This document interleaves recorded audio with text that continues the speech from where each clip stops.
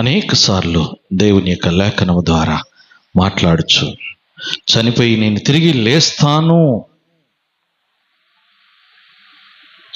ఆ లేఖనం ప్రకారంగా ప్రభు ఇదిగో ఈ దినమున ఆయన లేచి ఉన్నాడు. కీర్తన 16వ అధ్యాయములో 10వ వచనం, ఎందుకనగా నీవు నా ఆత్మను పాతాళములో విడిచిపెట్టవు, నీ పరిశుద్ధుని కుళ్ళు పట్టనీయవు. నా ఆత్మను పాతాళములో విడిచిపెట్టవు.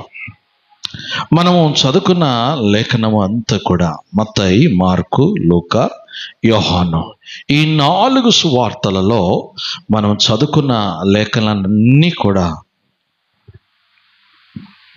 ఆయన నెరవేర్చబడ్డాయి. ఆయన